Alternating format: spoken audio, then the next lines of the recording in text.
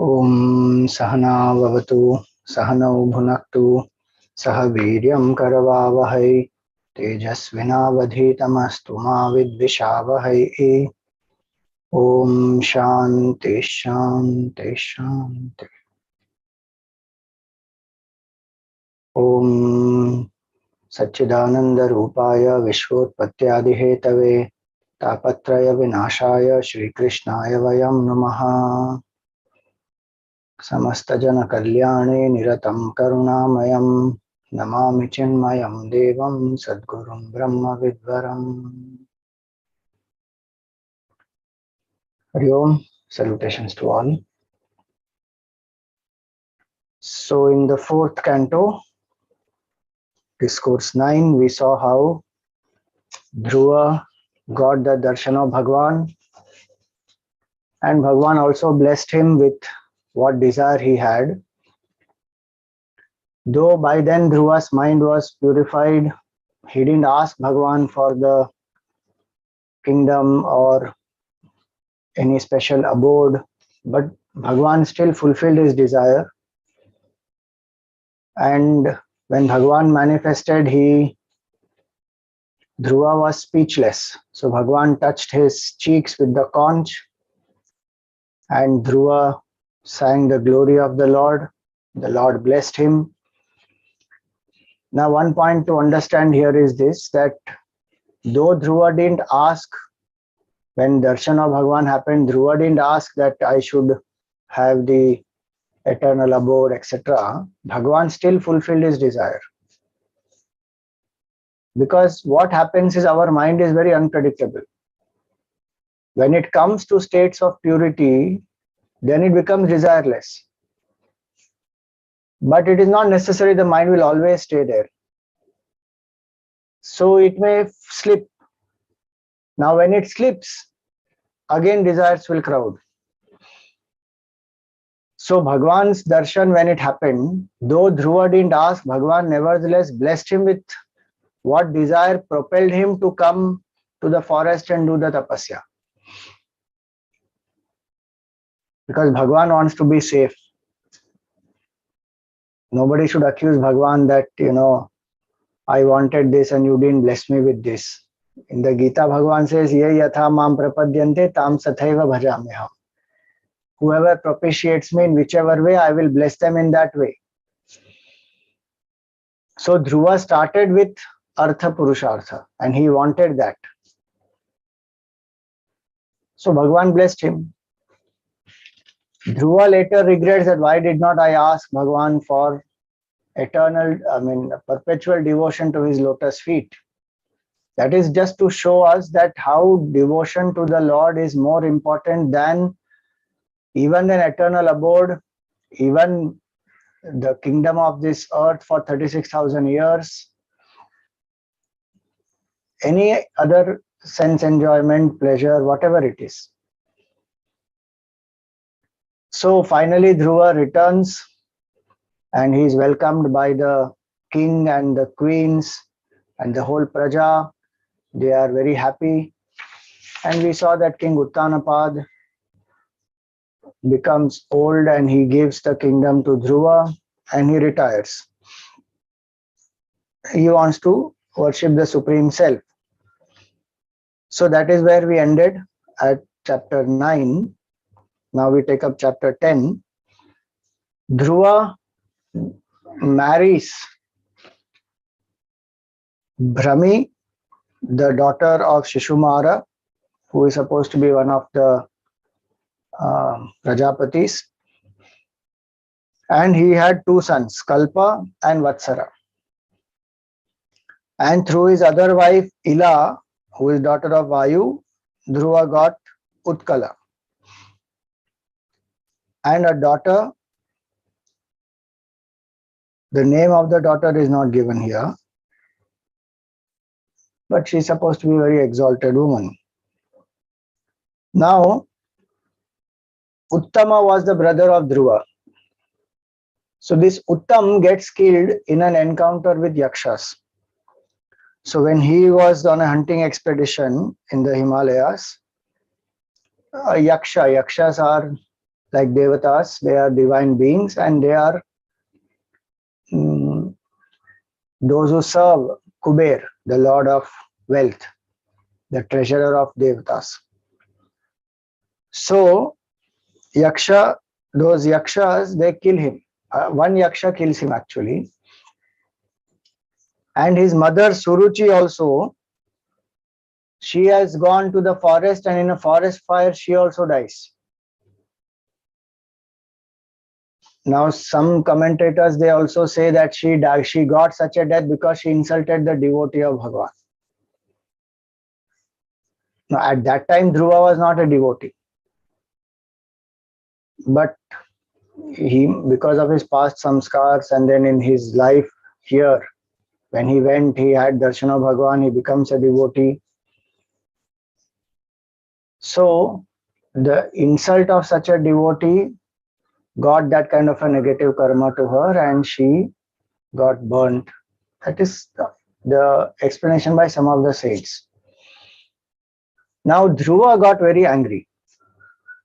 Now just see that few points to understand here. The brother Uttama is the one because of whom Dhruva was being ill-treated by Suruchi. Suruchi, the king Uttanapad, was playing with Uttama, and Uttama was in his lap, and Suruchi did not want Dhruva to sit in his lap. And Uttanapad could not stand up for Dhruva, so Dhruva left. But when Dhruva comes back, Dhruva doesn't have jealousy, because his mother, the main role that Suniti played is very, very important. His mother ensured that there is no jealousy in the heart of Dhruva for Uttama, nor does Dhruva feel inferior about himself, nor does he have hatred against Suruchi. That's how she trained Dhruva. And that is why Dhruva's mind was also able to remain on Bhagavan. Otherwise, these vikaras, they are terrible. They can distract our mind like anything. Especially jealousy. In jealousy, one goes on burning inside, because what one wants, one does not get, and somebody else gets it. And if that person is the cause for not getting what I want, then the jealousy is much more. Suppose I want a car, and another person, let us say my neighbor, he gets a car and I don't get it, then there may be some jealousy. But if that neighbor is the cause because of which I am not getting my car, then also more jealousy will happen. Now the same thing happened here. Uttam is the cause, but Dhruva's mind is not having jealousy for Uttam. And here we see that even when Dhruva came back, and in procession he was being taken on the elephant, he asked, where is Uttam? And he got Uttam on the elephant with him. So that is his love for Uttam. He doesn't have jealousy. These are qualities of a great devotee. So that is one of some of the aspects to learn. That Dhruva doesn't have jealousy. His mother has trained him well. And here it is now that Uttam, when he died at the hands of the Yaksha, suddenly anger arose in the mind of Dhruva. So even after having darshan of Bhagavan and reaching such heights of devotion, tapasya, when this mind can play the trick with us, there is no idea we have. That's the reason why one has to be extremely alert throughout one's life. There is no compromise possible, not compromise, no complacency possible for a seeker. Gurudev used to say, alert and vigilant living is a sadhana by itself. Especially this anger and lust. When they will come, there is no idea anyone has. The way they come, terrible. Kama, Krodha, and then the third is Lobha. In the Gita, Bhagavan says, Kama, Krodha, Tatha, Lobha. Trividham Narakasyedam Dwaram Nashanam Atmanaha. These are the three gateways to hell. What? Kama, lust or selfishness. Krodha, anger. Lobha, greed. Kama krodhas tatha lobha etas tasmad etat trayam tyajet. Hence one should renounce these, because they will come uninvited. We have no idea when they will come. Impulsively they will just come. And here it comes in the mind of Dhruva. He gets so angry, and of course there is sadness. Dhruva bhratrivadham shrutva kopa marsha shucharpitaha jaitram syandanama sthaya gata punya janalayam. So he is overcome by this anger, kopam, amarsha, indignation, and shucharpitaha. Here it is grief. So when Dhruva got this, he took his chariot and he went to that city where these Yakshas are living. The city of Alaka, the abode of Yakshas. Alkapuri, all of us know that's where Gandharva, Yakshas and Gandharvas and Kubera, they live. Now they are divine beings, so their abode also is divine. It's not that it's somewhere or just physical place. So proceeding in the northerly direction, in the valley of Himalayas, he went to this Alkapuri, and that was crowded with Guhyakas. Guhyakas means the Yakshas, inhabited by spirits and the ghosts who are attendants of Lord Shiva. Some of them are there also. Now Dhruva went and blew the conch there, causing havoc, and the way he blew the conch, everybody started trembling there, and we see there's a massive fight that happens. I'm not going into the detail, you can go through the details. There's a huge fight that happens between Dhruva and the Yakshas. Dhruva shoots arrows at them, 6 arrows at a time. They get hurt, they shoot 12 arrows at him, and then suddenly they shower, and it is written here that the Yakshas are 136,000 and Dhruva is one person. He went and he took on the might of the Yakshas, and these Yakshas also, they throw so many bows, arrows, weapons, swords, everything at him, and at one point he completely gets Dhruva's whole chariot, and Dhruva get as though covered by all these. So the Siddhas and many of them, they think that Dhruva is dead. But if you visualize this, it's literally like a Hindi movie scene. Suddenly that hero comes out of it. It's like that. Dhruva suddenly comes out. This, as though, like example given here is like the cloud comes out, blasting all this. I mean, the sun comes out from behind the clouds, and this winds, they blast away all these clouds. Suddenly, in a moment, it was so dark, and suddenly the sun manifests and all these clouds are gone. It is like that. And then there's a fierce fight that happens, and in that, so many of these Yakshas, Rakshasas, all of them, they get killed, and they start running away from the battle, like the true breeders of elephants disturbed in their sport by the king of beasts. And one lion, how that lion can create fear in the heart of even so many elephants is like that. These Rakshasas, Yakshas, they all started running. And what he found, that everybody went away and he is alone. Suddenly they all ran away. He is standing there alone.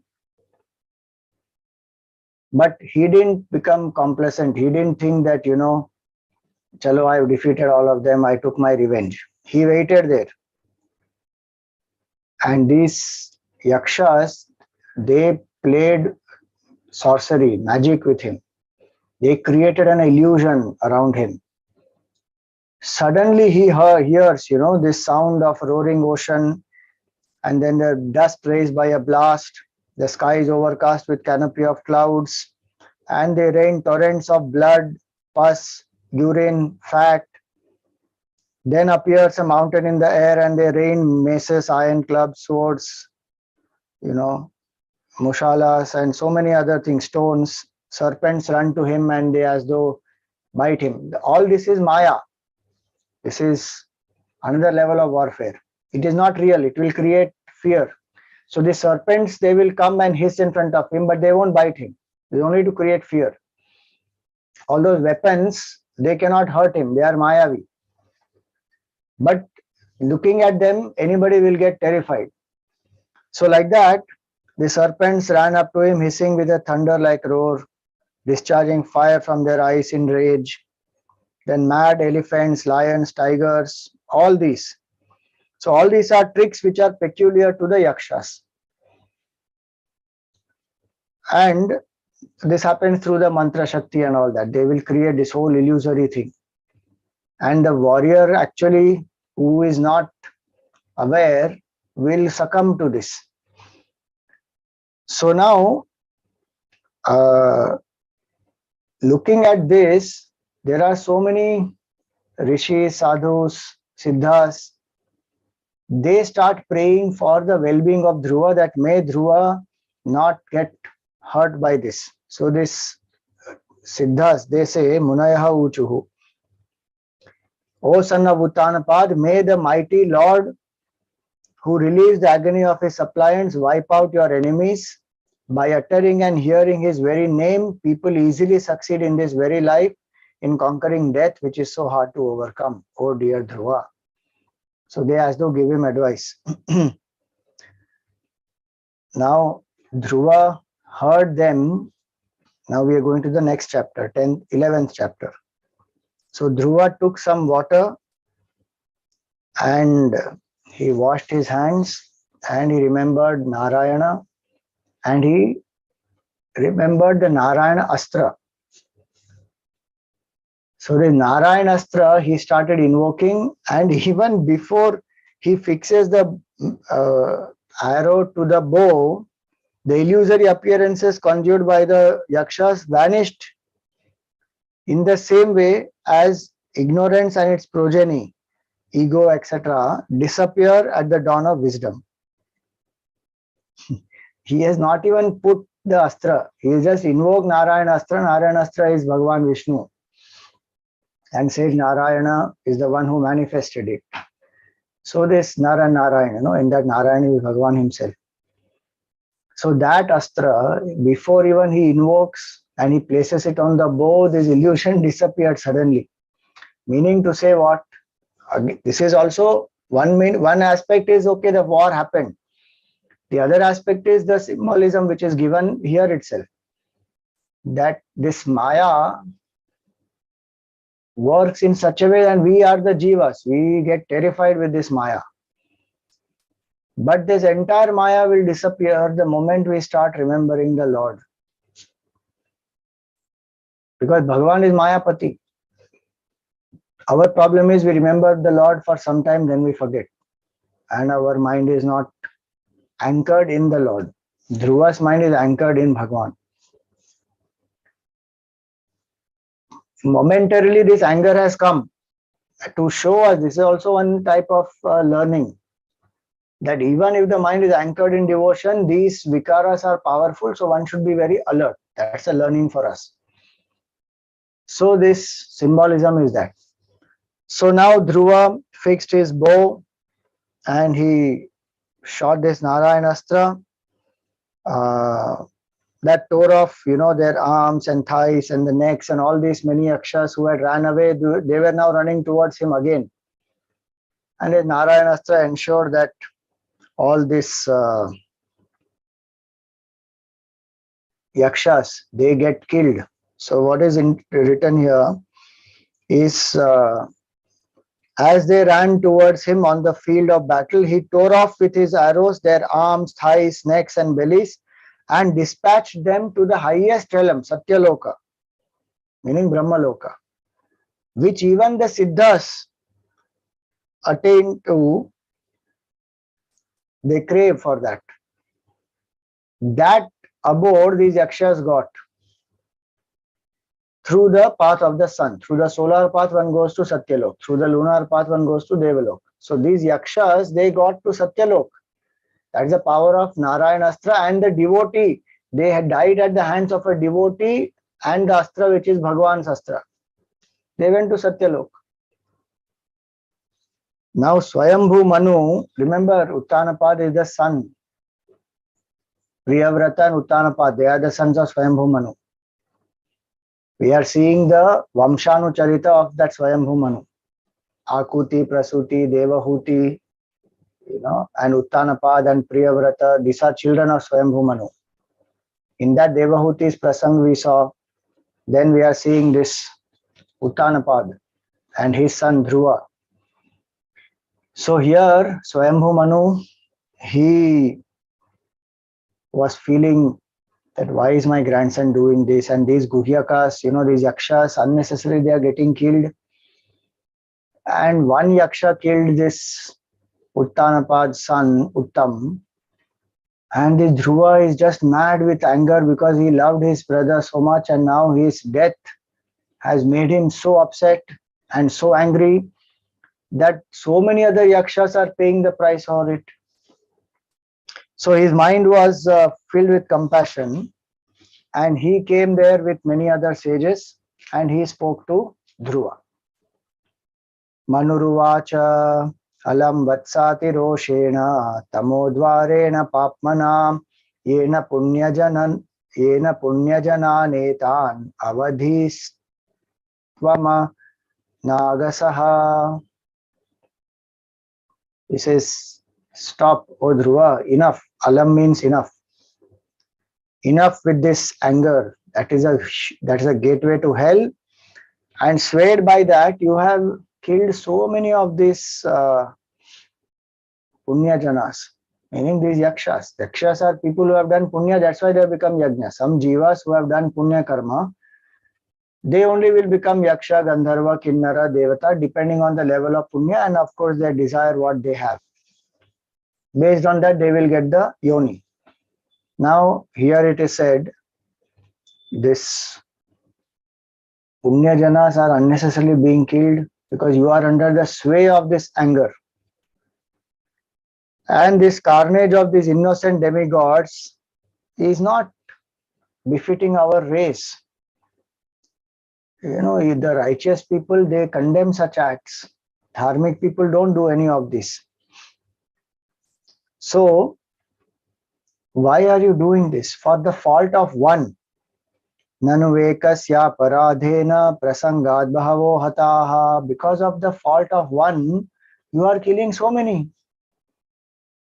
Bhratur vadha bhitaptena tvayanga bhratrvatsala. You are burning in this grief of your brother's death, and under that sway, you are killing so many because of one yaksha who killed your brother and who you loved so much that you have lost the sense of balance, proportion, and under that impulse of anger, you have become completely uncontrollable. So please stop.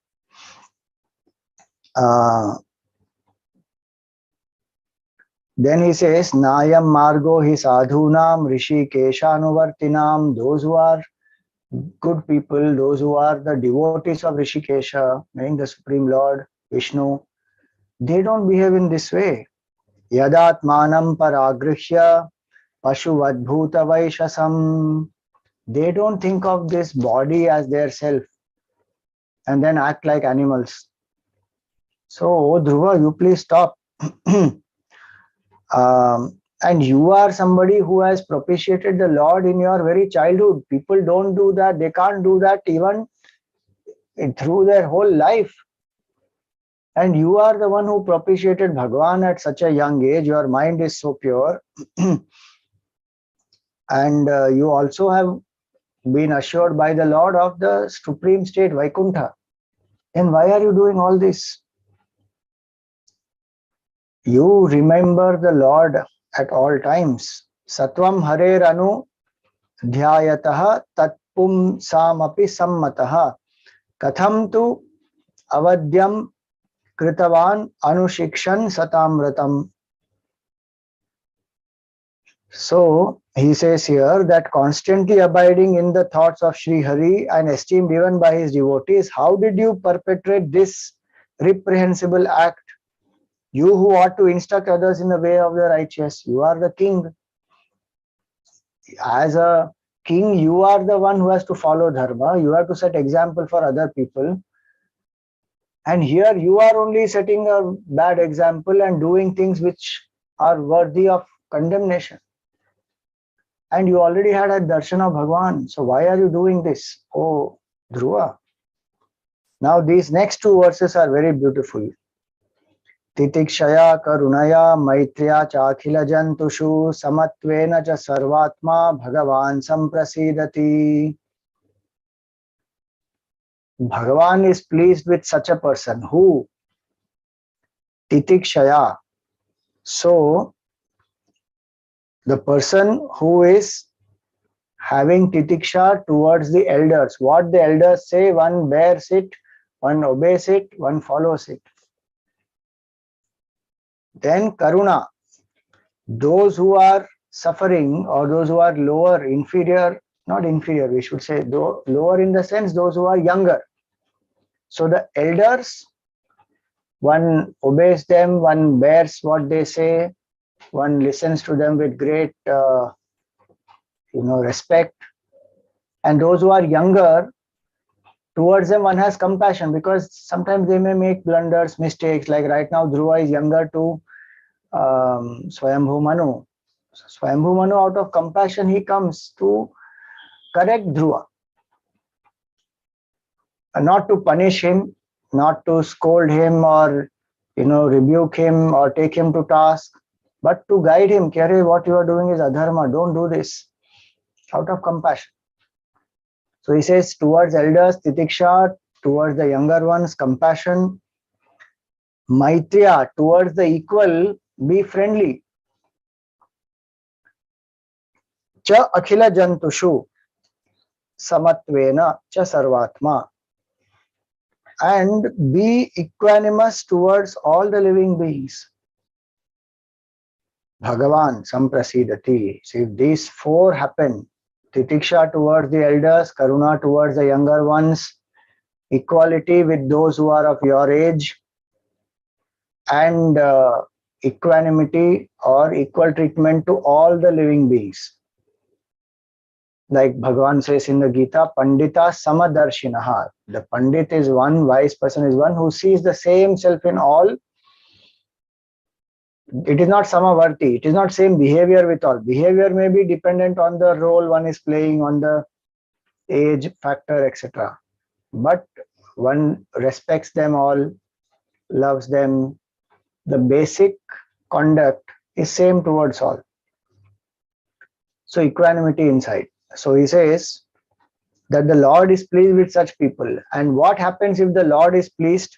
Samprasanne Bhagavati Purusha Prakritair Gunaihi Vimukto Jiva Nirmukto Brahma Nirvanam Richati. That person becomes free from the three gunas, the play of Prakriti.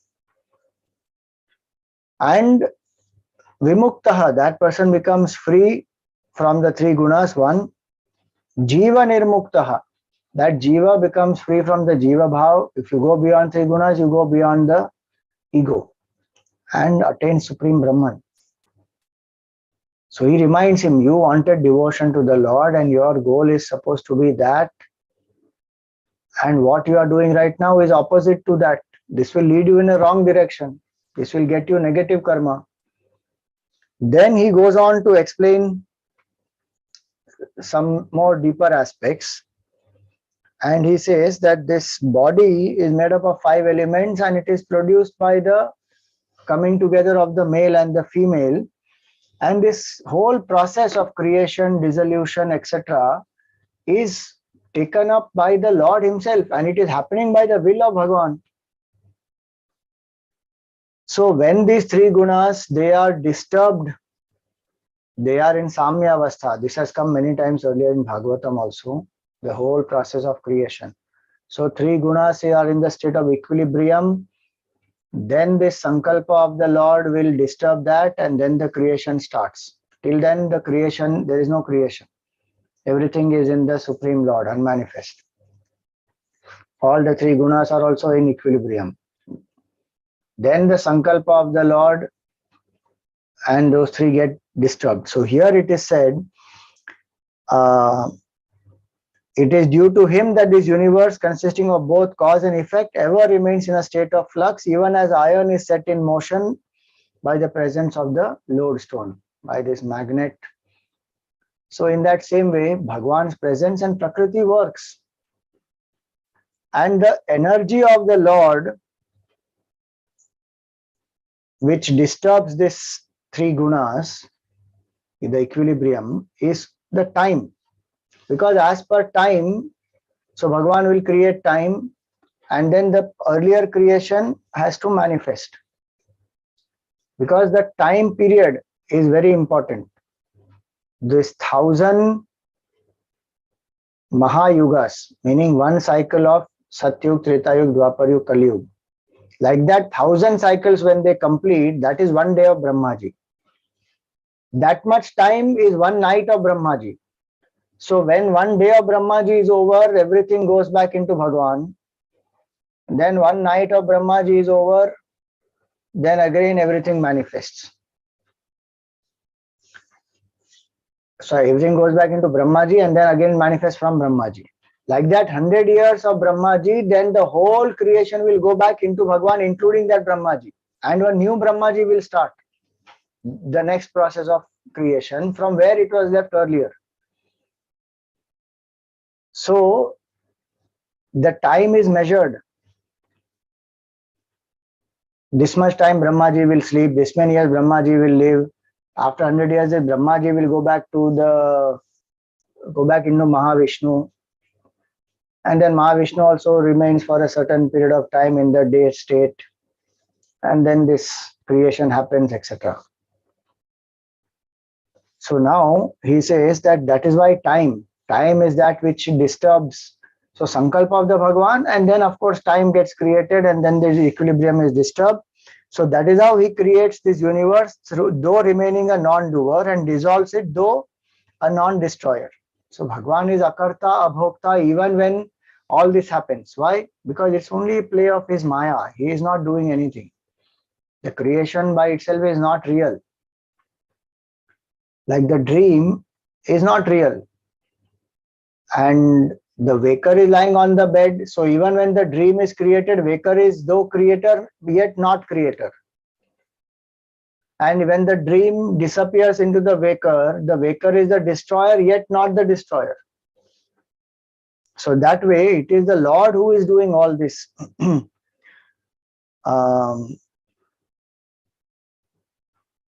So what happens here?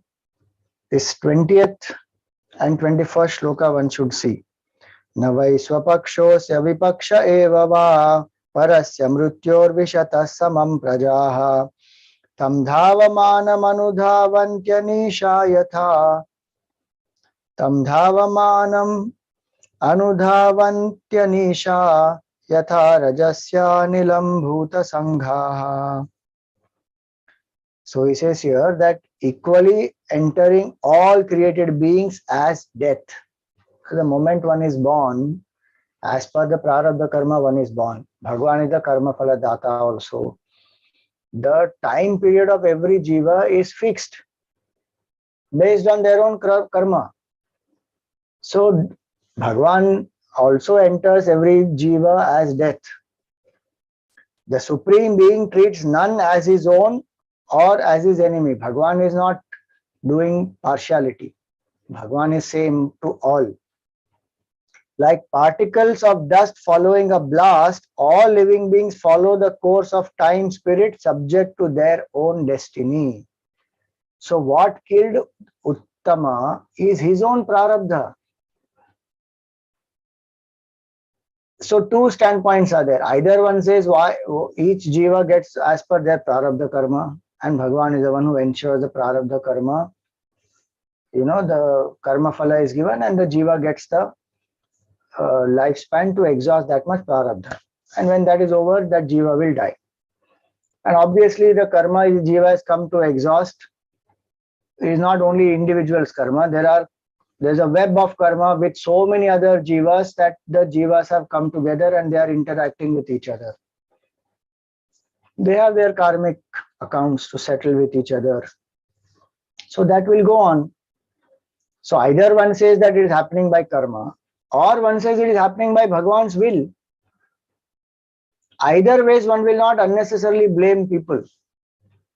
Right now, in his anger, he is saying the Yakshas are responsible for Uttama's death and I am going to destroy these Yakshas. We see even in Mahabharata that happens. When Parikshit Raja is, killed by Takshak, now Janmejaya gets very angry and he is doing one Sarpa Yajna to destroy all the snakes. Why? Because this Takshak killed my father. I'll kill all the snakes. Because the mind gets into that revenge state. So here he says that the all-pervading Lord, who ever remains in his own natural states, cuts short as well as prolongs the life of a living being, a creature of its destiny, though himself immune from such changes. So Bhagwan, it appears, cuts short somebody's life or elongates somebody's life based on their own karma of the past as well as present. If prabal karma one does in the present, one can even postpone death, change the time of death. That requires massive prabal karma to be done to invoke Bhagwan's grace, and that's an exception. That's why it is said prolong. Markandeya Rishi and some of them are examples of that. Very, very rare. Most of the people will get the time of death as per what is their karma when they are born itself. It is decided based on their karma. Some people can put some effort and by grace of Bhagwan, their life prolongs for whatever reason. So then he says that this entire process can be viewed from these standpoints, that Bhagwan is the karta or it is based on their karma. Same thing we have to apply for our life also. And all the near and dear ones. The causes because of which somebody dies, they are only incidental to the karma of that jiva. That's why one doesn't blame and hold anybody responsible with that animosity and anger and revenge, etc. Because the karma between two jivas is what is responsible for what they go through. In that, if I am attached to one jiva and I feel that this is not fair, this should not have happened, and then I become angry and then want to do this kind of a violence, then Svayambhu Manu says, don't take it personally, it is their karma. And if we think that no, my brother should have not died in a battle like this, he should have died peacefully on the bed in front of me, that is our immaturity of thinking. Who are we to decide how should a person die? Bhagwan will decide. It is his will, his creation, as well as the karma of that person. If I insist and I have some false expectation that my near and dear one should pass away like this only, or should not pass away in this way, that may be our immaturity because we see it only from our standpoint. So now he says here that people call this Lord in different ways. Kechit karma vadantyenam swabhavam apare nripa eke kalam pare daivam pumsak kamamu tapare.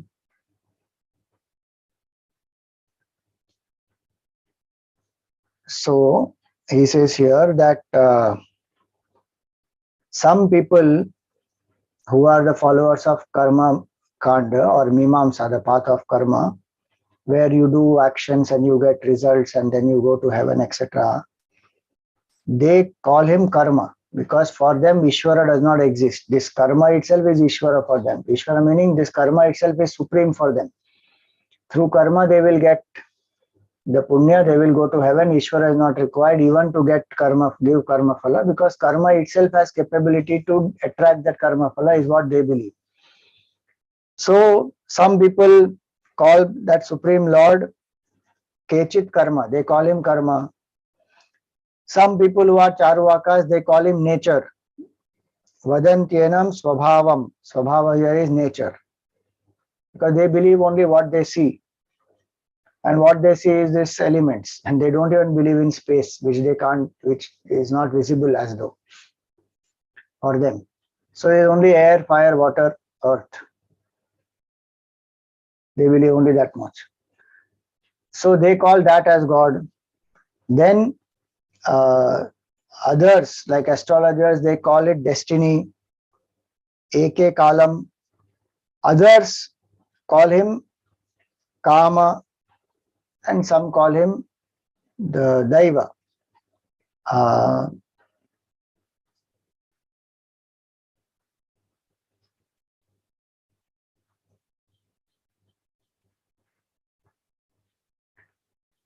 Daiva is your own past destiny, or destiny as ordered by Bhagwan, the Karma Phala Data, Daivam. So all these, some people call him Avyaktasya Prameyasya Nana Shakyudayasya Cha Navai Chikirshitam Tata Ko Vedatha Swasambhavam. Then he says that no one knows the intention of the Lord who is neither open to sense perception nor to any means of cognition. Bhagwan is not visible to the senses, cannot be objectified, and so Bhagwan's will nobody knows. Some people don't believe in Bhagwan, some people believe in past karma, whatever be the philosophy they follow, nobody knows the intention of that Supreme Lord. And he is the fountainhead of manifold energies like Mahat Tattva, and this entire nature, everything comes from Bhagwan. Who then can know the Lord himself? The origin of each jiva is Bhagwan himself. So who will know Bhagwan and who will know his will? So give up this anger. Understand that the will of the Lord is supreme. So it is not these Yakshas who are the attendants of Kubera who slew your brother. It is God alone. See that shloka. Nachaite putra kabhratuhu hantaro dhanadanugaha visargadanayota visargadanayostata pumso daivam hikaranam. Daivam here means the Lord himself. And Bhagwan as the karma phala data, he is the only cause. Don't blame these yakshas. It is God alone who is responsible for the man's birth and death. And it is he who creates the universe, and it is he again who preserves and destroys it. Nevertheless, being free from egoism, he is neither attached to the modes of nature nor to the functions of creation, etc. So associating with his Maya, he creates, he evolves, he protects, and then he also withdraws the beings into himself. So remember all this. Seek the Supreme Lord with all your being. That's the main purpose for which you have come here. Tameva mrityum amritam tata daivam sarvatmanopehi jagat parayanam yasmai balim vishwasrijo haranti gavo yatha vaina sidama yantritaha. 27th shloka. So he says here that with all your being you resort to that divinity alone, who is death itself. To those who are not devoted to him, Bhagwan appears as Kala, and even those who are devoted to him, Bhagwan is Kala also. In the Mahabharata war, before the war happens, that Virat Roop Bhagwan shows, there he tells Arjun, and he shows Arjun, in Virat Roop, so many of them, Pandavas, Kauravas, all the armies, everything going into his mouth, and they are stuck between his teeth and he's crushing them, and all that he shows. Then there he says, Kalosme lokakshayakrit pravriddha. I have become time who is engaged in devouring the worlds.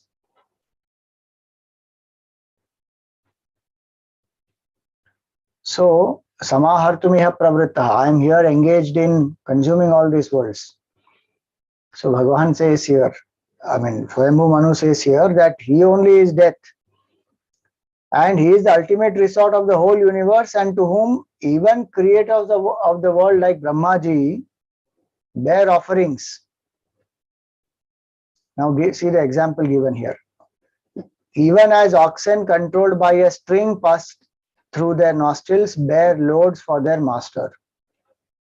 So Brahmaji and other great rishis, siddhas, devatas, all of them also, they do their duty as commanded by the Lord. So don't blame these yakshas. You felt so hurt by your stepmother's words, and then you went to the forest when you were just 5 years old, and you succeeded in propitiating the Lord, controlling your senses, and you also got an abode for yourself. So now you should turn within, because you had darshan of Bhagavan outside at such a young age, and now you have been ruling the world for such a long time. Now you have to turn within and seek that Supreme Spirit who fondly stays in the mind, free from animosity, and who is devoid of attributes. Free your mind from this animosity, this attitude of revenge. Seek that Supreme Lord who is free from attributes, who is imperishable. So says, and even here, Svayambhu Manu also says that Mamahamiti prarudham. This I and mine is terrible. That is what causes all the bondage. So he says, with the help of Bhagavan, you can drop this ignorance in the form of I and mine. So, O king, now look at him. Svayambhu Manu is telling Dhruva, O king, because he is a king here. He doesn't say, you are after all my grandchild. I am so, I'm your grandfather and all that. He respects him. O king, Sayat Samyacha Rosha Bhadram Te Pratipam Shreyasa Param Shrutena Bhuyasa Rajan Nagadena Yathamayam.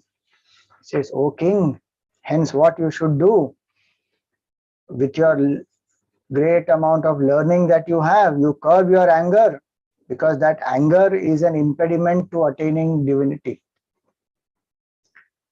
And every blessing, it will destroy all blessings, because our mind is so happy and so calm and peaceful and has so many blessings in our life, but this anger will come and destroy everything. He says, so you give up that anger. Like a disease is controlled with the help of medicine, you control this anger with the medicine of Bhagavan. The name of the Lord, seek the refuge of the Lord, and may that Lord bless you. So he says, a wise man strives to attain this state of Brahman, the state of fearlessness. A wise man who seeks for himself the state of fearlessness should never allow himself to be overpowered by anger, for people are terribly afraid of the man who is swayed by it. The person who is under the control of anger and allows anger to sway oneself, people are scared of that person. And that person's peace also this anger destroys. One's blessings also one is not able to count. One starts doing things which are hurtful, harmful. Then how will you propitiate Bhagavan? Because Bhagavan wants equal attitude towards all, because the self in me is a self in all. So he says that's why the people who seek liberation must not be under the power of anger. Now and then people may use anger as a tool, that is a different matter, and these great masters have that ability where they don't get swayed from inside because they're established in the truth. But those who are yet wanting to realize that state must control that anger. So he says, you have committed a great offense against Kubera. He is a friend of Lord Shiva, and you killed so many yakshas. though under provocation. There you may have a cause, but you have killed so many Yakshas, so you have offended Kubera, and because you thought that these Yakshas killed your brother, so you are punishing them. So now, because you have offended Kubera, you please propitiate him. And be polite. So he says here, Helanam giri shabhratuhu dhanadasya tvaya kritam yajjanignavan punya janan bhratragna nityamarshitaha. So he says you propitiate him soon, and through submissiveness, polite words, before the anger of exalted souls like him destroys our race. So now when Svayambhu Manu says this, Dhruva also is a devotee and a mind which is pure after all. Temporarily got swayed by anger, so he obeys. And immediately he stops. So what happens next? That we continue in the next class. Any questions for today? Yes. Swamiji. Thank you.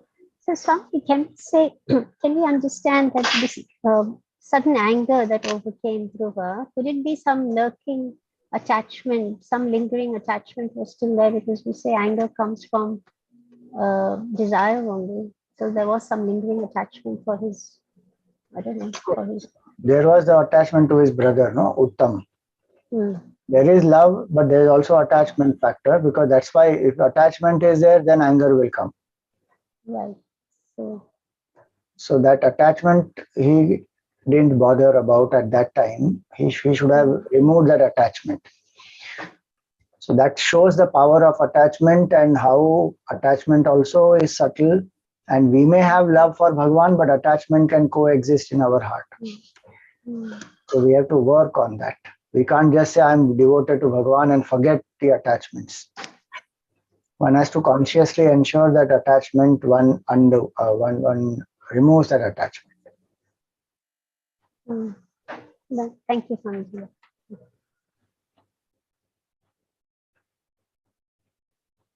Yes, Jyotsna. Swamiji, then what do you say for suicide? Like when you say everything is destined, even death is destined, then what would you say? Was a person with suicide, was that also part of his karmic plan? See, that it definitely, if you see from karmic standpoint, it will be destined that he will die as a suicide or will attempt a suicide. That may be destined, definitely. But we don't know now what is destined. So generally we always say to people that you have your purushartha. So don't attempt suicide, don't give in to these negative thoughts, try to bounce back. If finally it has to happen, anyway it will happen, that is the way for us to accept that that is how it was destined. But that person himself or herself and the people around should ensure that that person puts the effort to bounce back. That is also a part of Purushartha, no? Now, because we don't know what is the destiny. It may be that the person is not destined to die out of suicide and the person can bounce back. So we don't know those aspects. After doing the best, if something has still happened, then we can always say that it was in the karma of that person. We can't help it.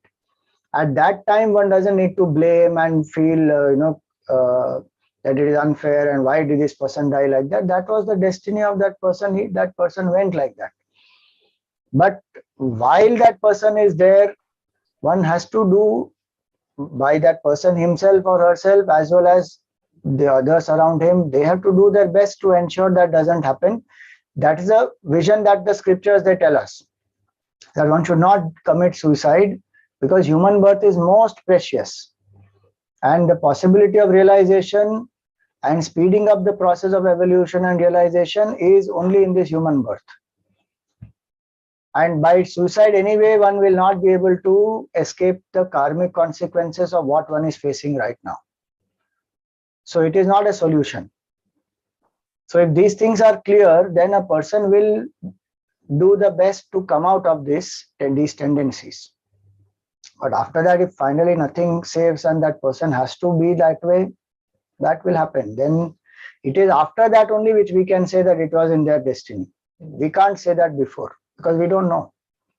Because Swamiji, a lot of these people are very young. They don't have all this understanding, and they give no indication also that they are going to commit suicide. It comes as a huge shock or surprise to the families. So you would say that then you have to tell yourself that it was part of their karmic plan. See, in this we have to understand that they have no deeper understanding. That fault is ours. Did we attempt to give them that understanding? Did we attempt to make them feel and make them stronger that is so what if you don't get certain things in life, you are still worthy, you are still lovable, you are still a good person? Why should the conditioning of the society be more stronger than the internal strength? What have we done to give internal strength to the youngsters? That is our duty, which we should do. Point one. Point two, nobody commits suicide just like that. There are suicidal tendencies, suicidal thoughts, the build-up happens, there are indications which one has to be subtle to understand. Through conversations, through signs, through withdrawals, through not participation, through many ways one will see that there's something not right here. So that is a tuning which one should have with the child, with the youngster. Then the indications will be there.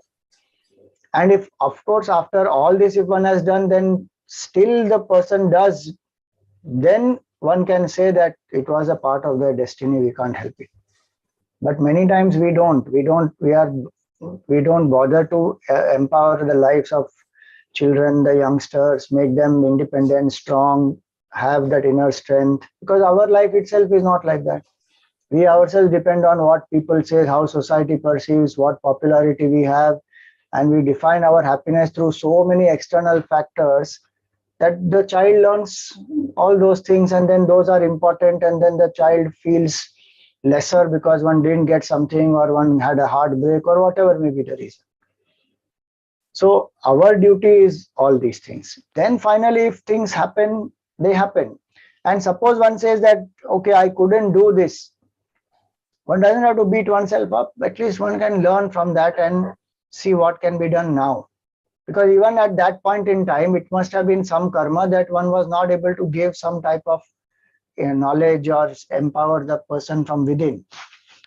If that has happened, then that also is a part of the earlier karma only. But what can we learn from that now and help who are here right now? That is important. So that's what one has to do. So you're saying, Swamiji, that learn from it and then for the rest of your children or people around you, be more sensitive to their needs. So Yeah. that's the learning. If it's unfortunate that there's a suicide in your family, be more sensitive to the rest of the family, and so that not that it doesn't get repeated, so that you become more sensitive. Yeah, you become more sensitive and you do your best to so that it doesn't repeat. But if it has to, then that is the last thing that anyway is not in our control. But what we can do, we should do. Okay, Hari Om, thank you, Swamiji. And what about the last recording on Chinmaya Shivam? I didn't find the last two sessions recordings. Is the last two sessions on Chinmaya Shivam? Yeah, it is all there. All sessions are live streamed. So I don't have to upload separately. Right now it is there, even now. This session itself is there right now on the YouTube. So earlier sessions are also there. You have to just go on the channel and see in the uploads.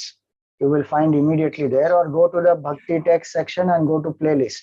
You will find there. Okay. Thank you, Swamiji. Thank you. Hari Om. So let's do the Aarti.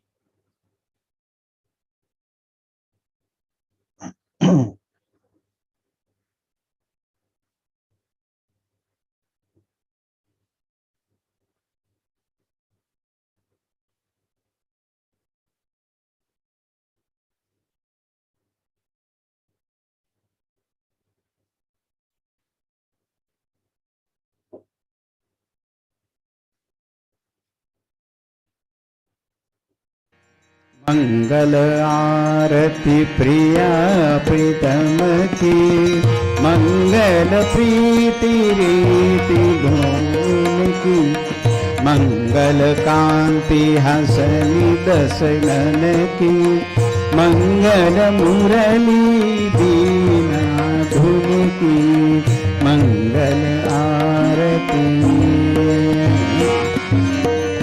मंगल बणिक त्रिभंगी हरि की, मंगल सेवा सब सहचर की, मंगल सिर चंद्रिका मुकुट की, मंगल छवि नयन में अटकी, मंगल आरती।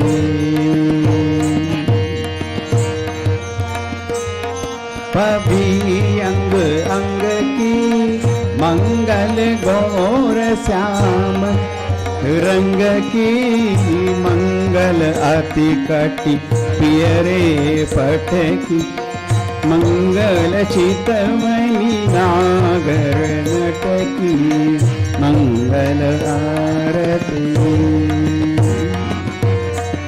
मंगल शोभा कमल नयन की, मंगल माधुरी मृदुल पैन की, मंगल वृंदावन मद अटकी, मंगल क्रीडन जमुना तट की, मंगल आरती। मंगल चरण अरुण तरुवन की, मंगल करणी भगति हरिजन की, मंगल जुगल प्रिया बावन की, मंगल श्री राधा जीवन की, मंगल आरती प्रिया प्रीतम की, मंगल प्रीति रीति डोल की, मंगल आरती। मंगल आरती। राधा वर कृष्ण चंद्र भगवान की जय। ओम न तत्र सूर्यो भाति न चंद्र तारकम, नेमा विद्युतो भान्ति कुतोऽयम् अग्निः, तमेव भान्तमनुभाति सर्वं, तस्य भासा सर्वमिदं विभाति। सद्गुरुनाथ महाराज की।